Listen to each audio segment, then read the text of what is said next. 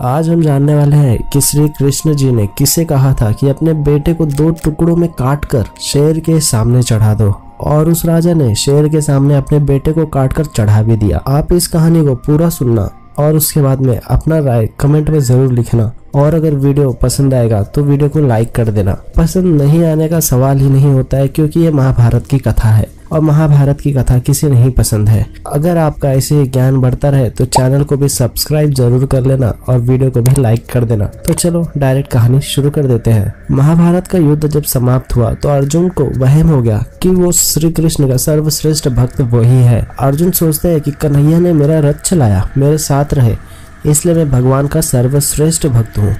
अर्जुन को क्या पता था कि केवल भगवान के धर्म की स्थापना का जरिया था अर्जुन। फिर भगवान ने उसका गर्व तोड़ने के लिए उसे एक परीक्षा का गवाह बनने के लिए अपने साथ ले गए। श्री कृष्ण और अर्जुन ने साधु का वेश बनाया और वन से एक शेर को भी पकड़ा और पहुंच गए भगवान विष्णु के परम भक्त राजा मोरध्वज के द्वार पर। राजा मोरध्वज बहुत ही दानी और आवभगत वाले थे। अपने दर पे आए किसी को भी वो खाली हाथ और बिना खाना खिलाए नहीं जाने देते थे। 2 साधु एक शेर के साथ दर पर आए, ये जानकर राजा नंगे पांव दौड़कर द्वार पर गए और भगवान के तेज के सामने उसने अपना सर झुका के कहा, आतिथ्य स्वीकार करो हमारा। भगवान कृष्ण ने मोरध्वज से कहा कि हम आतिथ्य तभी स्वीकार करेंगे जब राजा उनकी शर्त माने। राजा ने जोश से कहा, आप जो भी कहेंगे मैं तैयार हूँ। ये याद रखना कि उस मोरध्वज राजा को ये नहीं पता कि वो कृष्ण भगवान है। उन दोनों ने साधु का वेश बनाया है और साथ में शेर लेके आया है। अब आगे मोरध्वज ने जब कहा कि आप जो भी कहेंगे मैं तैयार हूँ। भगवान कृष्ण ने कहा, हम तो ब्राह्मण हैं, कुछ भी खिला देना, पर ये सिंह तो नरभक्षी है। तुम अगर अपने इकलौते बेटे को अपने हाथों से मारकर इसे खिला सको तो ही हम तुम्हारा आतिथ्य स्वीकार करेंगे। भगवान की शर्त सुन मोरध्वज के तो होश ही उड़ गए। फिर भी राजा अपना आतिथ्य धर्म नहीं छोड़ना चाहता था। उसने भगवान से कहा, हे प्रभु, मुझे मंजूर है, पर एक बार मैं अपनी पत्नी से पूछ लेता हूँ। भगवान से आज्ञा पाकर राजा महल में गया तो राजा का उतरा हुआ चेहरा देखकर पतिव्रता रानी ने राजा से कारण पूछा। राजा ने जब सारा हाल बताया तो रानी की आंखों से आंसू बह निकलने लगे।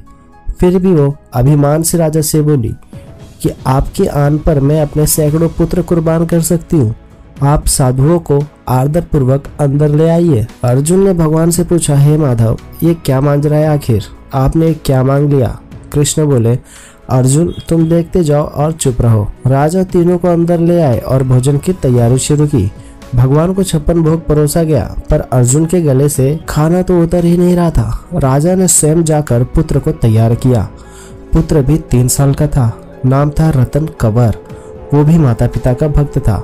उसने भी हंसते हंसते प्राण दे दिए, परंतु उफ भी नहीं निकला उसके मुंह से, मानो जैसे उसे कोई दर्द हुआ ही न हो। राजा रानी ने अपने हाथों में आरी लेकर पुत्र के 2 टुकड़े किए और शेर को परोस दिया। भगवान ने इस भोजन को ग्रहण किया, पर जब रानी ने पुत्र का आधा शरीर देखा तो आंसू रोक नहीं पाई। भगवान इस बात पर गुस्सा हो गए कि लड़के का एक फाड़ कैसे बच गया। भगवान नाराज होकर जाने लगे तो राजा रानी रुकने की मिन्नतें करने लगे कि रुक जाइए, ये अगला फाड़ भी खा लीजिए। अर्जुन को एहसास हो गया था कि भगवान मेरे ही गर्व को तोड़ने के लिए सब कर रहे। वो स्वयं भगवान के पैरों पर गिरकर विनती करने लगा और कहने लगा कि आपने मेरे झूठे मान को तोड़ दिया है, राजा रानी के बेटे को उनके ही हाथों से मरवा दिया। अब नाराज होके जा रहे हो, ये उचित नहीं है। प्रभु मुझे माफ करो और भक्त का कल्याण करो। तब केशव ने अर्जुन का घमंड टूटा और कृष्ण ने रानी से कहा कि वो अपने पुत्र को आवाज दे। रानी ने सोचा पुत्र तो मर चुका है, अब इसका क्या मतलब, पर साधुओं की आज्ञा मानकर उसने पुत्र रतन कंवर को आवाज लगाई। कुछ ही पलों में जिस पुत्र को उसने मार दिया था वो रतन कंवर, जिसको शेर ने खा लिया था, वो हंसते हुए आकर अपनी मां से लिपट गया। भगवान ने मोरध्वज और रानी को अपने विराट स्वरूप का दर्शन कराया। पूरे दरबार में वासुदेव कृष्ण की जय जयकार गूंजने लगी। भगवान के दर्शन पाकर अपनी भक्ति सार्थक जान मोरध्वज की आंखें भर आई और वो बुरी तरह से बिलखने रोने लगा। भगवान ने वरदान मांगने को कहा तो राजा रानी ने कहा, भगवान एक ही वर दो कि अपने भक्त की ऐसी कठोर परीक्षा ना लेना कभी। जैसे आपने हमारी ली है। तब कृष्ण भगवान ने तथास्तु कहकर भगवान ने उसको आशीर्वाद दिया और पूरे परिवार को मोक्ष दे दिया। ऐसे ही और कहानी जो किसी ने नहीं बताया है, अनटोल्ड स्टोरी महाभारत के बारे में जानने के लिए इस चैनल को सब्सक्राइब जरूर कर लेना और बेल आइकन को प्रेस कर लेना। सब्सक्राइब करने के बाद अगर ये वीडियो में से अगर आपको अच्छा लगा है तो वीडियो को लाइक भी कर देना और अपने व्हाट्सएप पे शेयर भी कर देना, व्हाट्सएप या फेसबुक कहीं पे भी।